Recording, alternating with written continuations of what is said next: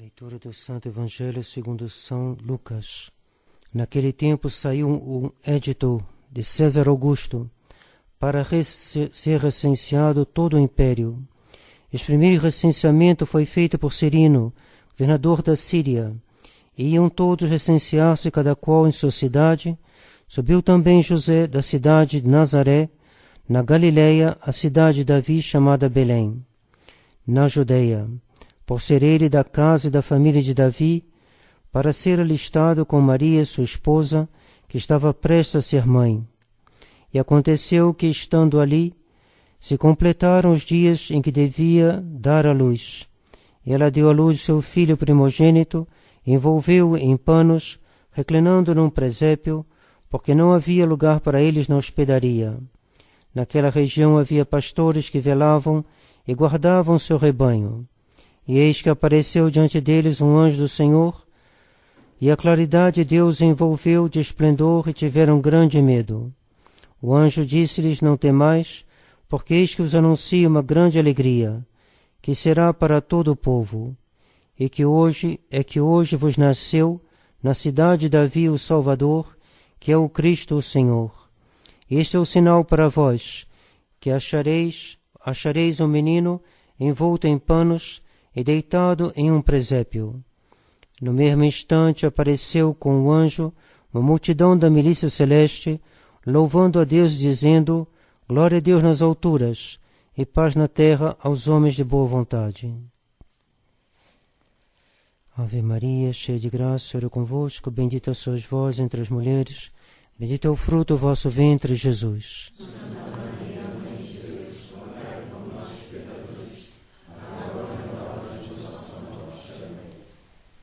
Em nome do Pai, do Filho e do Espírito Santo. Amém. Caríssimos irmãos, caríssimos fiéis, nessa noite de Natal devemos considerar o que Nosso Senhor veio fazer. A causa final é sempre a mais importante e ela que explica todo o resto. Então, o que Nosso Senhor veio fazer na sua encarnação? Ele veio realizar a grande obra da redenção. Essa é a grande finalidade. Deus nos predestinou em Jesus Cristo a sermos participantes da sua natureza divina e termos por toda a eternidade a visão de Deus, a sociedade com o Pai, o Filho e o Espírito Santo. Isso foi o que Nosso Senhor veio realizar. E para realizar esse programa, Ele veio enfrentar esse império que o demônio tinha sobre a natureza humana. Império fundado sobre a sensualidade, sobre a avareza e sobre o orgulho. As três grandes concupiscências.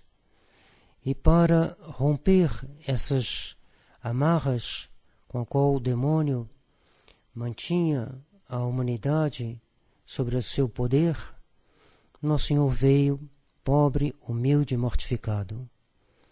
Ele que é o Senhor de todas as coisas, que nascer mais pobremente do que os mais pobres, Nosso Senhor que era filho da família de Davi, herdeiro do trono de Davi, quis nascer como o menor de todos os seus servos e quis nascer também de uma maneira muito mortificada.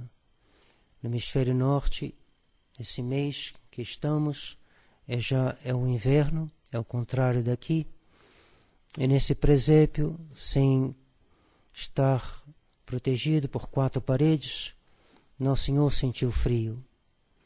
Nosso Senhor também, com seu corpo frágil de recém-nascido, sentiu a aspereza da palha. E certamente o cheiro dos animais não era o que convinha para um recém-nascido. Nosso Senhor então nasceu de maneira pobre, humilde e mortificada.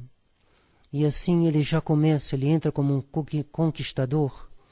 Ele já entra em cena, entra na arena desse grande combate, já com as armas com a qual ele triunfará sobre o demônio e nos dará a pista do tesouro, né? O mapa do tesouro. Como é que nós deveríamos agir? Basta olhar para Nosso Senhor. Nosso Senhor desprezou, não que Ele despreze justamente. Ele não despreza os bens que Ele mesmo criou, mas Ele veio romper essa sedução que esses mesmos bens faziam sobre os homens para nos mostrar como usar deles sem perder os bens eternos. Amar os bens, utilizar os bens, melhor dizendo, criados de maneira a não perder os eternos. Isso Nosso Senhor vem nos explicar. Explicar sem falar, simplesmente nascendo pobre, nascendo humilde, nascendo mortificado.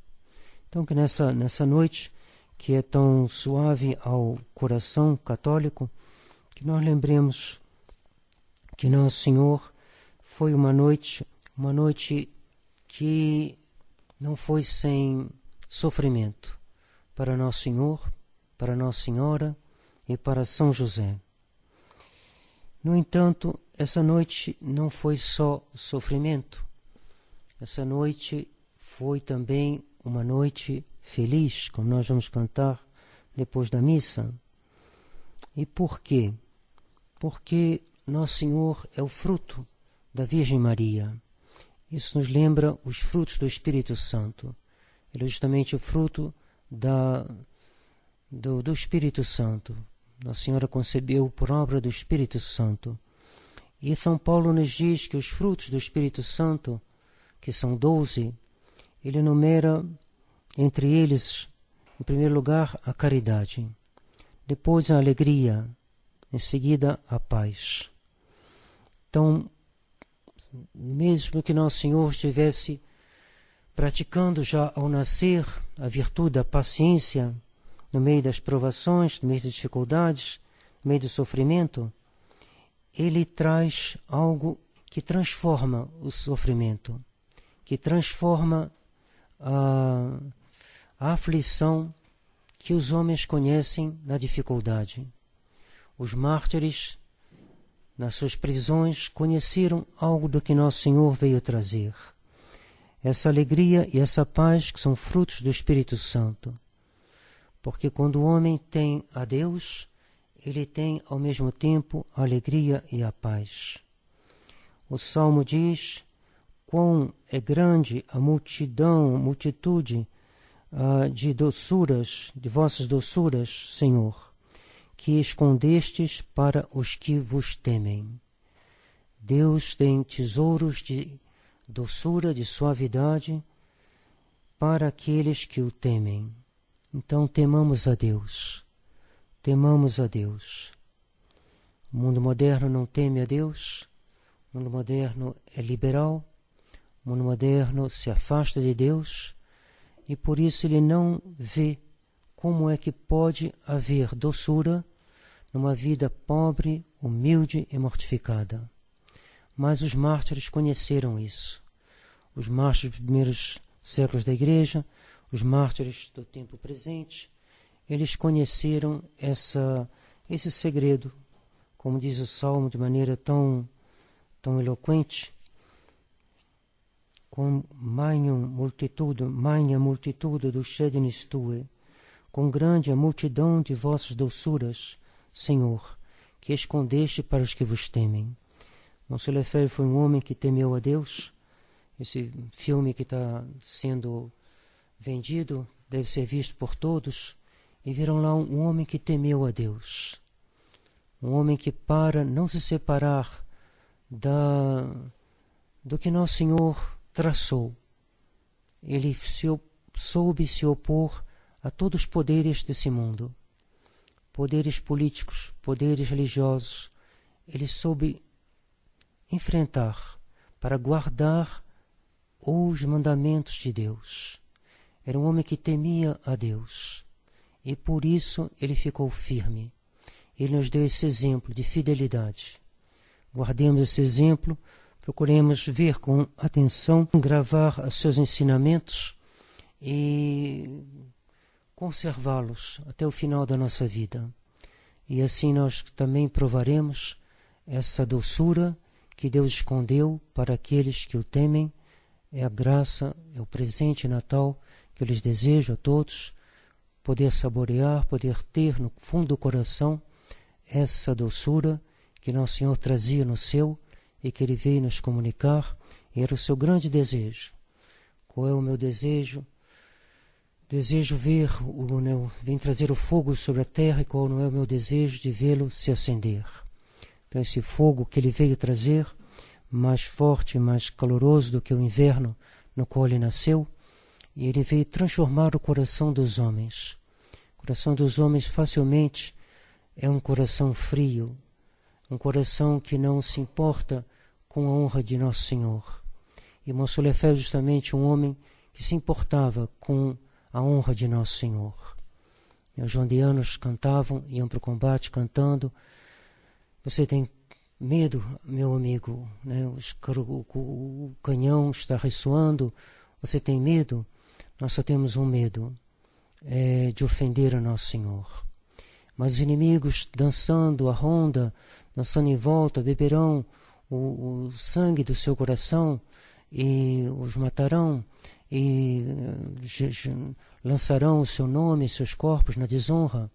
Pois bem, nós só temos uma honra, é a honra de Nosso Senhor. Então peçamos a Deus que nós sejamos os filhos, os herdeiros de Monsenhor Lefebvre, os herdeiros dos mártires, os herdeiros daqueles que enfrentaram esse mundo moderno e disseram não. Nós preferimos a honra de Nosso Senhor, nós preferimos o incômodo, mas não abrimos mão do que é de Deus. O que é de Deus e nós devemos estar prontos a dar o nosso sangue para manter aquilo que é de Deus. Deus em primeiro lugar, Deus servido em primeiro lugar, como dizia Santa Joana d'Arc. É a graça que eu lhes desejo, é a graça que eu desejo para todos nós, que a Virgem Maria nos lá obtenha, assim seja. Em nome do Pai, do Filho e do Espírito Santo. Amém.